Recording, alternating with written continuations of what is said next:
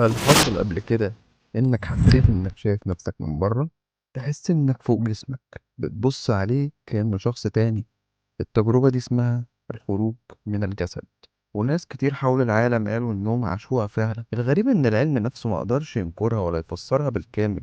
العلماء بيقولوا إن المخ ممكن يتلخبط بين المكان اللي فيه جسمه والمكان اللي فيه وعيه في لحظة ما بين النوم واليقظة، وده بيخلي عقلك يخلق إحساس إن روحك خرجت منه. لكن اللي عاشوا التجربة دي بيحكوا حاجة تانية خالص، بيقولوا إنهم حسوا بخفة غريبة، كأنهم بيتحرروا من وزن جسمهم، وإنهم شافوا كل حاجة حواليهم بوضوح غريب. حتى كان في حاجات مستخبية ورا الحاجات كانوا بيشوفوها. وفي واحد حكى وقال: كنت شايف جسمي نايم على السرير، حاولت ألمسه بس ايدي عدت من خلاله، زي افلام الكرتون يا صديقي كده بنتفرج عليه. وفي ناس تاني حكت قالت انها شافت ضوء قوي جدا، زي باب بيفتح على عالم تاني، بس اول ما بتحاول تروح ناحيته كل حاجة بتختفي فجأة وترجع لجسمك في لحظة. العلماء بيحاولوا يفسروا ده بانه هلوسة ناتجة عن قلة الاكسجين في المخ، لكن في شهادات ناس كانوا في غيبوبة في عمليات ووصفوا حاجات فعلا حصلت في الغرفة رغم انهم كانوا مفروض ميتين على السرير. فهل التجربة دي مجرد لعبة في الدماغ، ولا فعلا روح الإنسان ممكن تسافر بعيد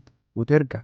محدش عنده إجابة أكيدة، بس اللي متأكد منه إنك بعد ما تسمع القصة دي عمرك ما هتبص لجسمك بنفس الطريقة تاني. يمكن الجسم سجن والروح هي اللي بتفتح الباب، أوقات قليلة عشان تفكرنا إننا مش مجرد لحم ودم وبس. كده يا صديقي، دي كانت نهاية القصة كلها.